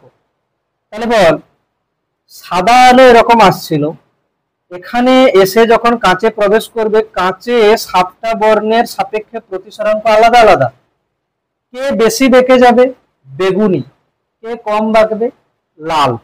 তার মানে কি হবে, ধরো এই একটা আলোক রশ্মি বেশি বাঁকলো, এই একটা আলোক রশ্মি কম বাঁকলো, তাহলে এটা হচ্ছে কিনা বেগুনি আর ওটা হচ্ছে লাল। তো বেগুনি এবং লালের মধ্যে বাদ বাকি গুলো থেকে যাবে, মানে এর মাঝে কি হবে, বে নি আ সহ কলা 7টা থেকে যাবে। এই যে সাদা আলো এই মাধ্যমে প্রবেশ করার ফলে 7টা বর্ণে বিভক্ত হয়ে গেল, একেই বলে আলোর বিচ্ছুরণ। তাহলে আলোর বিচ্ছুরণের কারণ কি, না শূন্য মাধ্যমে সমস্ত বর্ণের আলোর গতিবেগ সমান হলেও অন্য কোনো মাধ্যমে সমস্ত বর্ণের আলোর গতিবেগ সমান নয়। ফলে কি হচ্ছে না, কোনো মাধ্যমের প্রতিসরাঙ্ক বিভিন্ন বর্ণের আলোর সাপেক্ষে বিভিন্ন হয়। সেই কারণে বিভিন্ন বর্ণের আলোর চ্যুতিকোণ বিভিন্ন হওয়ার জন্য তারা পরস্পর থেকে কি হয়, ছেড়ে যায়, পরস্পর থেকে আলাদা হয়ে যায়। একে বলে কি, বিচ্ছুরণ। কোথায় আছে, এটা হচ্ছে 40 নম্বর পেজে। ওই দেখ, একটা বক্সের মধ্যে লেখা আছে, একবার পড়ে দেখ। 40 নম্বর পেজে একটা বক্সের মধ্যে লেখা আছে, একবার রিডিং করে দেখ কি লেখা আছে। লেখা আছে, কোন নির্দিষ্ট মাধ্যমে লাল বর্ণের আলোর তরঙ্গ দৈর্ঘ্য সব থেকে বেশি এবং বেগুনি আলোর তরঙ্গ দৈর্ঘ্য সব থেকে কম তরঙ্গ দৈর্ঘ্য বা গতিবেগ। কোন মাধ্যমে লাল বর্ণের জন্য প্রতিসরাঙ্ক সব থেকে কম এবং বেগুনি বর্ণের জন্য প্রতিসরাঙ্ক সব থেকে বেশি। এই কারণে বহুবর্ণী আলোক রশ্মির বিচ্ছুরণ ঘটে। ঠিক আছে, এই কারণে বহুবর্ণী আলোক রশ্মির বিচ্ছুরণ ঘটে।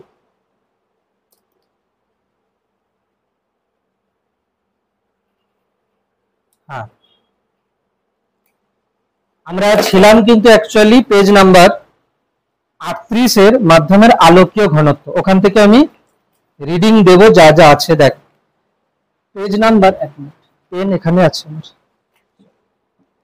পেজ নাম্বার 38 এর দেখ, এখানে আলোকীয় ঘনত্ব ওগুলোই লেখা আছে, ঠিক না? এখানে একটা ছক আছে, ওই ছকটাতে কিছু আছে। দেখ, হীরের প্রতিসরাঙ্কটা মনে রাখিস 2.42 লাগবে। হীরের প্রতিসরাঙ্ক 2.42, ঠিক আছে? তারপরে আছে ফিল্ড কাঁচ আর ক্রাউন কাঁচ, আলাদা আলাদা করে মনে রাখতে হবে না, ওই দুটোকে সাইডে একটু অ্যারোর মতো দিয়ে লিখে দে 1.5, মানে 3/2। মানে কাঁচের প্রতিসরাঙ্ক হচ্ছে 1.5 বা 3/2। কাঁচের প্রতিসরাঙ্ক হচ্ছে 1.5 বা 3/2। ওকে, তাহলে হীরের প্রতিসরাঙ্ক হলো কত, 2.4। ছকের মধ্যে হীরের প্রতিসরাঙ্ক 2.4 আর কাঁচের প্রতিসরাঙ্ক 1.5 বা 3/2। আর জলের প্রতিসরাঙ্ক হচ্ছে কি 1.33, মানে 4/3। জলের প্রতিসরাঙ্ক হচ্ছে 1.33, মানে 4/3। ক্লিয়ার? পরে 39 পেজে দেখ, প্রতিসরাঙ্ক এবং আলোর গতিবেগের মধ্যে সম্পর্ক দিয়েছে। কোন মাধ্যমের পরম প্রতিসরাঙ্ক মিউ হলে মিউ সমান কি হচ্ছে, শূন্য মাধ্যমে আলোর গতিবেগ বাই ওই মাধ্যমে আলোর গতিবেগ। আচ্ছা, যে কোনো মাধ্যমে আলোর গতিবেগের থেকে শূন্য মাধ্যমে আলোর গতিবেগ সব থেকে বেশি। শূন্য মাধ্যমে আলোর গতিবেগ সব থেকে বেশি, তার মানে কোন মাধ্যমের পরম প্রতিসরাঙ্ক যদি শূন্য মাধ্যমে আলোর গতিবেগ বাই ওই মাধ্যমে আলোর গতিবেগ হয়, শূন্য মাধ্যমে আলোর গতিবেগ সব থেকে বেশি, মানে পরম প্রতিসরাঙ্ক কি হবে, সর্বদা 1-এর থেকে বড় হবে। এমন কোনো মাধ্যম নেই, এমন কোনো মাধ্যমের অস্তিত্ব নেই যার মিউ <1, মানে সবার ক্ষেত্রে মিউ <1 হচ্ছে। কেন? শূন্য মাধ্যমে আলোর গতিবেগটা সব থেকে বেশি।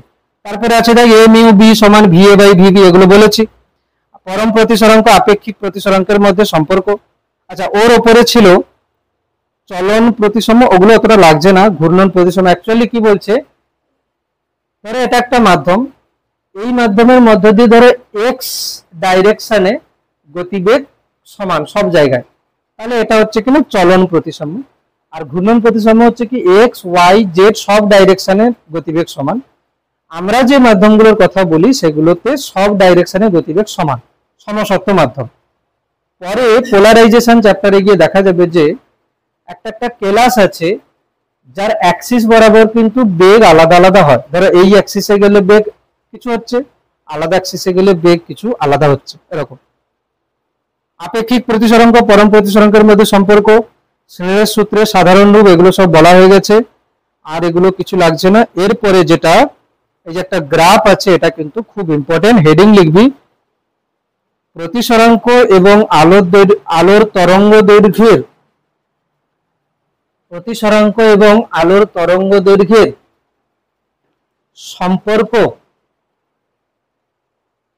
সম্পর্ক লেখো এবং লেখচিত্র অঙ্কন করো। এটা 2 নম্বরের কোশ্চেন, এইবারের জন্য ইম্পর্টেন্ট আছে, দাগ দিয়ে রাখ।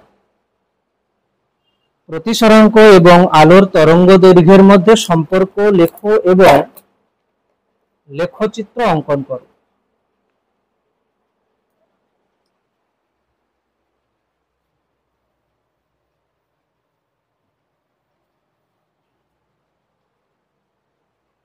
একটু আগে বললাম না যে প্রতিসরাঙ্ক আলোর গতিবেগের সহিত ব্যস্তানুপাতিক, যে মাধ্যমে আলোর গতিবেগ বেশি তার প্রতিসরাঙ্ক কম। গতিবেগ বেশি মানে কি? লঘু মাধ্যম, লঘু মাধ্যম মানে প্রতিসরাঙ্ক কম। আবার বলেছি গতিবেগ এবং তরঙ্গ দৈর্ঘ্য সমানুপাতিক। তো আমি লিখছি এখানে কি হচ্ছে, দেখো মিউ, এই যে মিউ সমানুপাতিক 1/v লিখবো, তো 1/λ লিখবো। তো সমানুপাতিক এখানে কি লেখা হচ্ছে বা সমান লেখা হচ্ছে কি, a plus B by lambda square. আমরা যে যে হিসাবে দেখেছি প্রকৃতপক্ষে সূত্রটা এটা, ঠিক আছে? তাহলে মিউ কি হচ্ছে সমান a plus B by lambda square, যেখানে a এবং b হলো ধ্রুবক যা বিভিন্ন মাধ্যমের ক্ষেত্রে বিভিন্ন, মানে মাধ্যমের উপর যা মাধ্যম বিভিন্ন যা মাধ্যমের উপর নির্ভরশীল।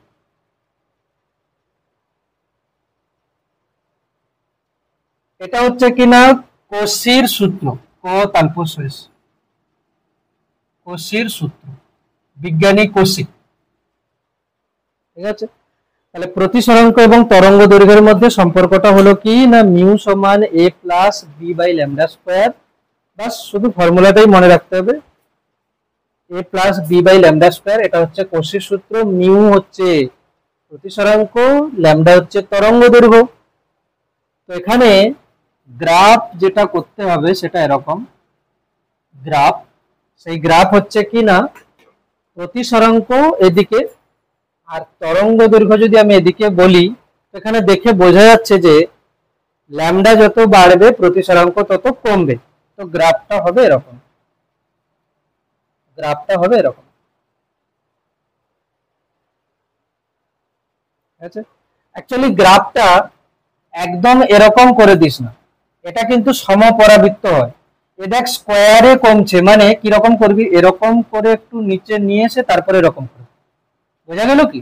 যদিও মাস্টার অতটা দেখে না, তবু এটা দেখ স্কোয়ারের হারে কমছে, এই জন্য কিছুটা নিচের দিকে এরকম আসবে আর কি, কিছুটা নিচের দিকে এসে কম, মানে তাড়াতাড়ি হারে কম। তাহলে এটা হচ্ছে প্রতিসরাঙ্ক এবং আলোর তরঙ্গ দৈর্ঘ্যের মধ্যে সম্পর্ক হলো। এরপরে 40 পৃষ্ঠাতে ওটা তো বলে দিয়েছি। আর তাপমাত্রার সঙ্গে প্রতিসরাঙ্কের সম্পর্ক যদি বলি, তাপমাত্রা বাড়লে প্রতিসরাঙ্ক কমে যাচ্ছে, এটাই, তাপমাত্রা বাড়লে প্রতিসরাঙ্ক কিছুটা কমে যাচ্ছে। হ্যাঁ, এরপরে কি লিখবো, একটা ছক করে দিই, যেখান থেকে যদি কোনো ছোট কোশ্চেন বা কিছু হয়, কি লিখবো যে এদিকে লিখছি প্রতিফলন,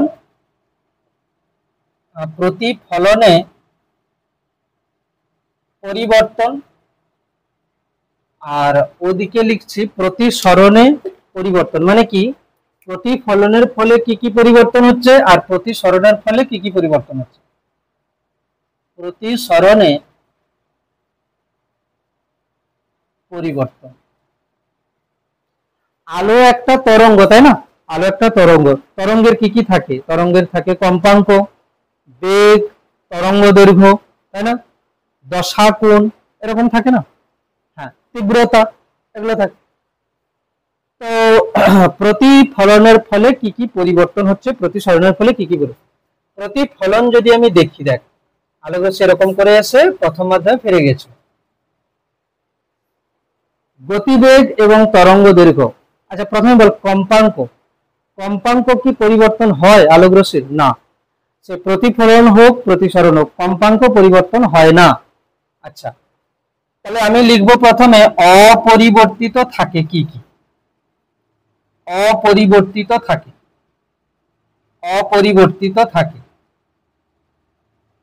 কম্পাঙ্ক, এদিকেও কম্পাঙ্ক, প্রতিসরণেও কিন্তু কম্পাঙ্ক অপরিবর্তিত থাকছে, ঠিক না? কম্পাঙ্ক অপরিবর্তিত থাকছে, বেশ, অপরিবর্তিত থাকে কম্পাঙ্ক, ক্লিয়ার? তারপরে তারপরে এখানে দেখ, তোরা নিশ্চয়ই কেমিস্ট্রিতে কিছুটা এরকম পড়েছিস, পরমাণু চ্যাপ্টারে হয়তো ছিল যে আলোক তড়িৎ ক্রিয়া, আলোকে আমরা ফোটন হিসাবে ধরি, তো আলোর শক্তিকে আমরা ই সমান এইচ নিউ বলি, ঠিক আছে। এইচ নিউ কি দেখ শক্তি, আলোর শক্তি কিরকম বলা হচ্ছে, এইচ হচ্ছে কি না প্ল্যাঙ্কস কনস্ট্যান্ট, আর নিউ হচ্ছে কি কম্পাঙ্ক। তো এইচ হচ্ছে কি না প্ল্যাঙ্কস কনস্ট্যান্ট, এ আছে তোদের ডিটেলসে ফটো ইলেকট্রিক এফেক্টে প্ল্যাঙ্কস কনস্ট্যান্ট, তো বল। আর এই নিউ হচ্ছে কি কম্পাঙ্ক। তো দেখ শক্তি সমান কি হচ্ছে প্ল্যাঙ্ক ধ্রুবক আর কম্পাঙ্ক। প্ল্যাঙ্ক ধ্রুবক তো ধ্রুবক, দুজনের কম্পাঙ্ক ঠিক আছে, তার মানে কি শক্তি তো ঠিক থাকে। কম্পাঙ্ক ধ্রুবক আছে মানে কি শক্তি ধ্রুবক থাকে, ঠিক না, শক্তি ধ্রুবক থাকে। কম্পাঙ্ক শক্তি দুটোই ধ্রুবক থাকছে, ঠিক না। এবার দেখ যদি বলি আলোক রশ্মি এখানে কি হয় না, এখান থেকে ধরো গিয়ে এখানে চলে যাচ্ছে, এখানে না দশা কোণের কোনো পরিবর্তন হয় না, একই দশায় থাকে, তাহলে দশা। কিন্তু তোরা এটা শর্ট হিসাবে পড়েছিলিস, প্রতিফলনে কিন্তু দশা পাই পরিবর্তন হয়, মানে বিপরীত দশায় হয়ে যায়, এখান থেকে পুনরায় উল্টো দিকে ঘুরে যাচ্ছে, ঠিক আছে। দশা কিন্তু এখানে পরিবর্তিত পাই পরিমাণ, এখানে কি হয় দশা অপরিবর্তিত থাকে, হয়েছে দশা অপরিবর্তিত থাকে, ঠিক আছে। প্রতিফলনে আলোক রশ্মি যে মাধ্যম থেকে এসেছিল সেই মাধ্যমেই গেছে, তাহলে মাধ্যম তো পরিবর্তন হয়নি, তার মানে এখানে কি হবে বেগ অপরিবর্তিত থাকবে। বেগ অপরিবর্তিত থাকলে কি হবে তরঙ্গ দৈর্ঘ্য অপরিবর্তিত থাকবে। তাহলে প্রতিফলনের বেলা অপরিবর্তিত থাকছে কি কম্পাঙ্ক শক্তি বেগ তরঙ্গ দৈর্ঘ্য। প্রতিসরণের বেলা কোনটা থাকছে কম্পাঙ্ক দুজনের ক্ষেত্রে ঠিকঠাক থাকছে, শক্তিও ঠিক থাকবে দশা। আচ্ছা পরিবর্তিত হয় কোনটা কোনটা যদি দেখি, পরিবর্তিত হয়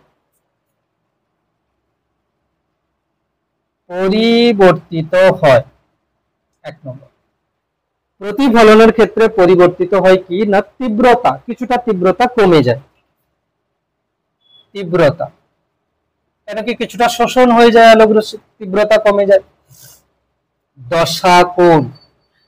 দশা কোণ পাই পরিবর্তন হয়, আর কিছু পরিবর্তন হয় না। আর প্রতিসরণের বেলা কি কি পরিবর্তন হয়, প্রতিসরণের বেলা মাধ্যম পরিবর্তন হচ্ছে মানে কি বেগ পরিবর্তিত হবে, তরঙ্গ দৈর্ঘ্য পরিবর্তিত হবে, আর কি পরিবর্তিত হবে তীব্রতা কিছুটা কমে যাবে।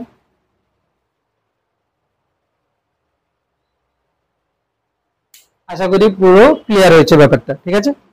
এবার আমরা এক এক করে অঙ্ক করব। দেখ আমি কিছু অঙ্ক আগে নিজে বলি, তারপরে উদাহরণ একের কোশ্চেন। আচ্ছা এক কাজ কর, একটু সময় দিচ্ছি, পুরোটা একবার দেখে নি ফার্স্ট। আচ্ছা দুই একটা অঙ্ক করি। প্রথম অঙ্কটা দেখ কি বলছে, জল থেকে একটি আলোক রশ্মি বায়ু এবং জলের বিভেদ তলে 30 ডিগ্রি কোণে আপতিত হলো। আগে ছবি, জল এটা বায়ু, ঠিক আছে। চলো জল থেকে বায়ুতে একটি আলোক রশ্মি কিরকম আসছে দেখ 30 ডিগ্রি, এটা কত 30 ডিগ্রি, জল থেকে বায়ুতে আলোক রশ্মি 30 ডিগ্রি কোণে আসছে। বায়ুতে প্রতিসরণ কোণ কত হবে, মানে এটা জিজ্ঞেস করছে, এই কোণটা জিজ্ঞেস করছে। আর আগে ছবি আঁকতে হবে, ঠিক আছে, ছবি আঁকলে বোঝা যাবে। দেখ আমি প্রত্যেকটা ল্যাঙ্গুয়েজ ধরছি, জল থেকে বায়ুতে আলোক রশ্মি জল ও বায়ুর বিভেদ তলে 30 ডিগ্রি কোণে আপতিত হলো, ঠিক আছে হয়েছে। এবার বলছে বায়ুতে প্রতিসরণ কোণ কত হবে, আর দেওয়া আছে কি জলের প্রতিসরণ কোণ, এখানে লিখে নে মিউ ডাব্লিউ সমান 4/3, ঠিক না হয়েছে, মিউ ডাব্লিউ সমান 4/3। এবার ভাই এমনি যদি নর্মাল প্রসেস বইতে পরে দেখবি, আগে আমি কি বলছি এমনি যদি নর্মাল প্রসেস ভাবি তুই কিরকম লিখবি, জলের সাপেক্ষে বায়ুর প্রতিসরাঙ্ক উল্টো, বায়ুর সাপেক্ষে জলের প্রতিসরাঙ্ক তো পরম প্রতিসরাঙ্কের মতো হতে পারি, এখানে কি লেখা হবে জলের সাপেক্ষে বায়ুর প্রতিসরাঙ্ক, এটা বায়ু ওটা। এবারে জলের সাপেক্ষে বায়ুর প্রতিসরাঙ্ক লিখতে গেলে তোকে আবার উল্টে লিখতে হবে। তার থেকে ভালো আমি কি এরকম, আমি পরে ল্যাঙ্গুয়েজ লিখছি, আগে দেখ আমি কি দেখছি এই মাধ্যমের প্রতিসরাঙ্ক কত 4/3, ঠিক এই মাধ্যমে কোণ কত 30 ডিগ্রি sin 30 সমান বায়ু প্রতিসরাঙ্ক কত 1, বায়ুতে কোণ কত সাইন আর, বল কোনো ভাবার আছে? কিছুই নেই। এবারে তুই এটা ক্যালকুলেশন করে বল, আর তারপরে এবার তুই বইয়ের সলিউশন দেখ, তুই এবার নিজে বল যে কোনটা ইজি লাগছে। 2/3 সাইন আর, আচ্ছা এগুলোতে কিন্তু ক্যালকুলেটর লাগবে, আর যদি ক্যালকুলেটর না দেয় তখন আমাকে লিখে দেবে আর সমান সাইন ইনভার্স 2/3। ক্যালকুলেটরে বসালে বইতে যে অ্যান্সার আছে 42 ডিগ্রি, ওটাই হবে উত্তর। ঠিক আছে, হয়ে গেছে। এবার তুই এটা করার পরে তুই বইটা দেখে বল নিজে কোনটা ইজি লাগছে। আচ্ছা সবার উপরে কি লিখে দেবো? স্নেলের সূত্র অনুসারে, স্নেলের সূত্র অনুযায়ী, স্নেলের, এটা স্নেলের সূত্র, স্নেলের সূত্র হতে পারে। গল্প শেষ এখানটা। যা অঙ্ক দেবে, সংকট কোণ কি যাই হোক, সব একই প্রসেসে যাবে, আমি কোনো আর কিছু নেব না, শুধু এটাই বারবার চলতে থাকবে, আর তোর ভুলও হবে না কোনো সময়।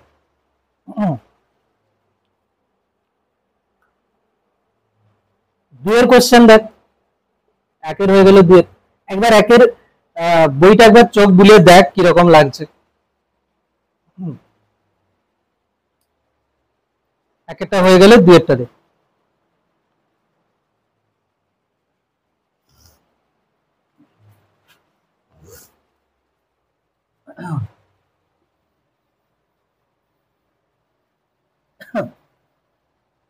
দেখ কোশ্চেন যখন পড়া হচ্ছে আগে ডেটা লিখবি, ঠিক আছে? বলেছে কাঁচের প্রতিসরাঙ্ক, দেখ কাঁচের প্রতিসরাঙ্ক মানে কি, কাঁচের পরম প্রতিসরাঙ্ক কি লিখবি? মিউ জি, মিউ জি সমান 1.5 হয়েছে, বেশ। জলের প্রতিসরাঙ্ক দেওয়া আছে মিউ ডাব্লিউ, মিউ ডাব্লিউ সমান 1.33, ঠিক আছে। যদি কাঁচের মধ্যে আলোর গতিবেগ মানে কি ভিজি সমান কত দিয়েছে 2 × 10⁸ মিটার পার সেকেন্ড হয়, তবে জলের মধ্যে আলোর গতিবেগ কত, ভি ডাব্লিউ কত, এটা কোশ্চেন। এইবারে আমাকে বল এই ডেটাগুলো দেখে কি মনে হচ্ছে কার কার মধ্যে সম্পর্ক আনা উচিত? বেগ এবং প্রতিসরাঙ্ক লিখবো, আমি লিখবো কিনা ভি ডাব্লিউ বাই ভিজি, কিসের জন্য? এটাকে আমাকে ভি ডাব্লিউ চাইছে। দেখ সবাই ওপরে ওপরে হয়, প্রতিসরাঙ্ক উল্টো হয়, তাই না? ল্যামডা, ভি, কোণ সবাই ওপরে ওপরে যেমন হয়, সবার প্রথমটা ওপরে হয়, আর প্রতিসরাঙ্কের বেলা কি হয়? উল্টো হয়। মানে কি লিখবো? মিউ, এখানে যদি ডাব্লিউ লিখি তাহলে নিচে লিখতে হবে কি ডাব্লিউ, আর এখানে তাহলে উপরে লিখতে হবে জি, বোঝা গেছে তাই না? এখানে কি লিখে দিতে হবে না, তরঙ্গ দৈর্ঘ্য এবং বেগের মধ্যে বেগ এবং প্রতিসরাঙ্কের মধ্যে সম্পর্ক, মানগুলো বসিয়ে দে। দেখ আচ্ছা আরেকটা জিনিস বলছি, এই 1.5 কে লেখা যায় 3/2, আর 1.33 কে লেখা যায় 4/3, তাহলে ক্যালকুলেশন ইজি হবে তোদের। মান বসিয়ে দেখ, ভি ডাব্লিউ চাই, ভিজি মান বসিয়ে দেখ কত হচ্ছে।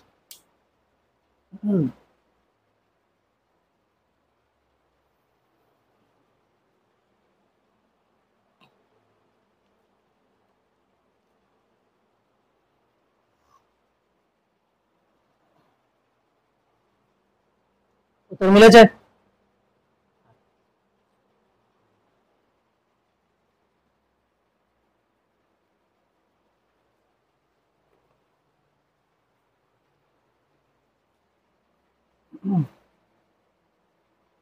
এগুলো মান বসালে কিন্তু বইয়ের উত্তর যেটা হবে সেটাই হয়ে যাচ্ছে।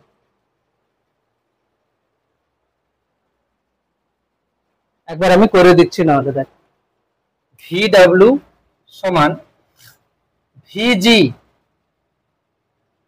Into mu G by mu W. VG কত হচ্ছে 2 × 10⁸। আচ্ছা মিউ জি হচ্ছে কত 3/2, আর মিউ ডাব্লিউ কত হচ্ছে না 4/3, 4/3, 3 উপরে উঠে যাবে, এটা হয়ে যাবে কত না 2, একটা কেটে যাচ্ছে, তো হচ্ছে কত না 9/4 10⁸, মানে 9/4 মানে 2.25 ইন্টু 10⁸ মিটার পার সেকেন্ড, এটা হচ্ছে উত্তর। পরের অঙ্কটা মানে 3এরটা বেশ ইম্পর্টেন্ট, পরের অঙ্কটা বেশ ইম্পর্টেন্ট। আর 6 অঙ্কটা খুব সম্ভবত এই বছর এমসিকিউ তে পড়ে গেছে বা আগের বছর পড়েছে আমি জানি না। 3 অঙ্কটা ইম্পর্টেন্ট, 6টাও ইম্পর্টেন্ট। 3 আর 6, 3 অঙ্কটা যে অ্যান্সার আসছে ওটা কিন্তু তোরা ব্রুস্টারের সূত্রে ওই একই অ্যান্সার পাবি যেটা পোলারাইজেশন চ্যাপ্টারে আছে, মানে ওই একই জিনিস। কোশ্চেনটা একবার পড় নিজে। 3 কোশ্চেন, 3 কোশ্চেন বলছে একটি আলোক রশ্মি, 3 কোশ্চেন বলছে একটি আলোক রশ্মি কাঁচের ব্লকে এমন ভাবে আপতিত হলো, এই যে আলোক রশ্মি পড়েছে, এটা কাঁচের ব্লক, কাঁচের ব্লকে এমন ভাবে আপতিত হলো যে এর প্রতিফলিত এবং প্রতিসৃত রশ্মির মধ্যবর্তী কোণ 90 ডিগ্রি। কি বলেছে শোন আগে, প্রতিফলিত এবং প্রতিসৃত রশ্মি। এইখানে দেখ, এটা ধরো এটা কাঁচ তো কিছুটা প্রতিফলিত হয়েছে, তাহলে এটা প্রতিফলিত রশ্মি, আর এটা ধরো প্রতিসৃত রশ্মি, এদের মধ্যে কোণ কত? 90 ডিগ্রি, এটা বলতে চাইছে। ঠিক আছে, এবারে কি বলছে যে আপতন কোণ এবং প্রতিসরাঙ্কের মধ্যে সম্পর্ক। কাঁচের প্রতিসরাঙ্ক আমি ধরে নিচ্ছি মিউ, এটা বায়ু, বায়ুর প্রতিসরাঙ্ক কত? 1, কাঁচের প্রতিসরাঙ্ক কত? মিউ, বায়ুর প্রতিসরাঙ্ক কত? 1। বেশ, বলেছে আপতন কোণ এবং কাঁচের প্রতিসরাঙ্কের মধ্যে সম্পর্ক। দেখ এখানে আমি কি কি লিখবো, প্রথমে আমি ধরে নিচ্ছি এটা আপতন কোণ আই, তাহলে প্রতিফলন কোণ কি হবে? আই। আপতন কোণ আই হলো, প্রতিফলন কোণ আই। ঠিক আছে, আচ্ছা প্রতিসরণ কোণকে আমি আর ধরে নিচ্ছি। ক্লিয়ার? প্রতিসরণ কোণকে আমি আর ধরে নিচ্ছি। স্নেলের সূত্র অনুসারে, স্নেলের সূত্র অনুযায়ী কি লিখব? বায়ুতে আপতন কোণ কত? আই, বায়ুর প্রতিসরাঙ্ক কত? 1, 1 ইন্টু সাইন আই সমান কাঁচের প্রতিসরাঙ্ক মিউ, কাঁচে প্রতিসরণ কোণ কত? আর, সাইন আর। এ তো স্নেলের সূত্র অনুযায়ী হচ্ছে, কিন্তু কোশ্চেনে বলা ছিল আপতন কোণ এবং প্রতিসরাঙ্কের মধ্যে সম্পর্ক, কিন্তু এখানে দেখ আর একটা এসছে, আর কে তো এলিমিনেট করতে হবে। দেখ আর কে কিভাবে এলিমিনেট করছি, এই যে লাইন, এই যে লাইন, এই লাইনের পুরো কোণ কত? 180, মানে আমি লিখতে পারি আই প্লাস 90 প্লাস আর সমান 180, তাহলে আমি লিখতে পারি আর সমান 180 minus 90 minus I, 90 minus I, R সমান, এটাকে কি লিখবো আমি এখান থেকে, যে সাইন আই সমান মিউ সাইন আর কে কি লিখবো? 90 মাইনাস আই, সাইন আই সমান মিউ সাইন 90 মাইনাস থিটা মানে কি? কস থিটা, মানে cos I, sine I by cos I সমান মিউ, মানে ট্যান আই সমান মিউ। মানে ভাব, যদি বলে যে এরকম একটা তলে আলোক রশ্মি 45 ডিগ্রি কোণে এসে পড়লে প্রতিফলিত আর প্রতিসৃত রশ্মি পরস্পর লম্ব হচ্ছে, ঠিক আছে, তাহলে মাধ্যমের প্রতিসরাঙ্ক কত? tan 45, মিউ সমান tan 45। ঠিক আছে, মিউ সমান tan 45, মিউ সমান tan 45 হয়েছে। লাস্ট কোশ্চেন, ওই 6টা বলবো, তারপরে বাদ বাকিগুলো বাড়িতে করবি। 6 কোশ্চেন যেটা বলেছে, আচ্ছা এটা নিয়ে কোনো সমস্যা নেই তো? এরকম একটা উত্তর ব্রুস্টারের সূত্রতে আসবে। পোলারাইজেশনের ওখানে আমরা দেখতে পাবো প্রতিফলিত এবং প্রতিসৃত রশ্মি পরস্পর লম্ব হচ্ছে, তো মিউ সমান tan i চলে আসবে, এবং ব্রুস্টারের সূত্র লিখতেও দেয়। দেখ 6 কোশ্চেন বলছে 4 মিলিমিটার বেধের জানলা ভেদ করতে সূর্যালোকের কত সময় লাগবে?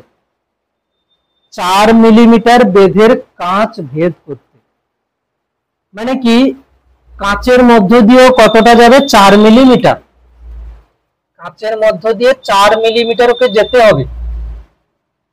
কাঁচের মধ্যে আলোর গতিবেগ বার করে না, তারপরে কি লিখবি? এস সমান ভিটি, দূরত্ব সমান বেগ ইন্টু সময়, দূরত্ব 4 মিলিমিটার, কাচের মধ্যে বেগটা বার করে নিবি, টি চলে আসবে, একই না?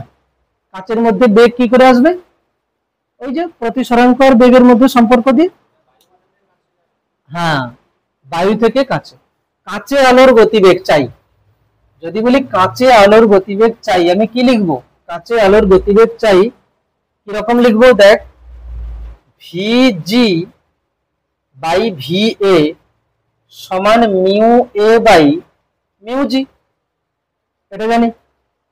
আচ্ছা, ভিজি মানে কি? কাচে আলোর গতিবেগ, ভি গ্লাস সমান V A into mu A by mu G. চলো, ভি এ, বায়ুতে আলোর গতিবেগ কত? 3 ইন্টু 10⁸। বায়ুর প্রতিসরাঙ্ক কত? 1। কাচের প্রতিসরাঙ্ক কত? 1.5। 1.5 কে 3 দিয়ে কাটলে উপরে হবে 2, তাহলে কত উত্তর হয়ে গেল? 2 ইন্টু 10⁸ মিটার পার সেকেন্ড। কাঁচে আলোর গতিবেগ 2 ইন্টু 10⁸ মিটার পার সেকেন্ড। এর বলেছে কাঁচের মধ্য দিয়ে 4 মিলিমিটার যেতে কত সময় লাগবে? দূরত্ব সমান বেগ ইন্টু সময়, তাহলে দূরত্ব সমান, দূরত্ব কত? 4 মিলিমিটার, মানে কত মিটার? 4 into 10⁻³ metre. দূরত্ব সমান বেগ ইন্টু সময়, সময় বেরিয়ে যাবে এখান থেকে, টি সমান কত হবে? 4 ইন্টু 10⁻³ 2 ইন্টু 10⁸, এটা হয়ে যাবে কত? 2 ইন্টু 10⁻11 সেকেন্ড। ব্যাস, আজকে এই পর্যন্ত থাকবে। বাকি অনুশীলনী অঙ্ক দিলে দেওয়া যায়, এখানে উদাহরণে যতগুলো অঙ্ক ছিল করবি, আর কিছু অনুশীলনী অঙ্ক দিয়ে দিচ্ছে।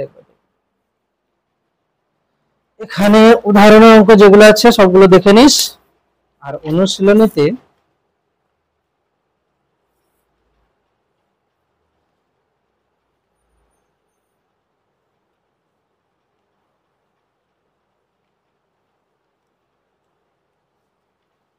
হটসের গুলো তো ওগুলো তো করা হয়েছে, একই কথা।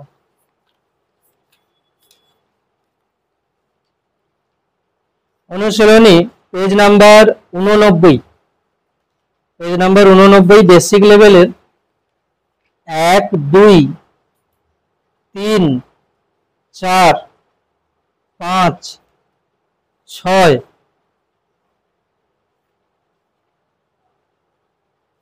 7,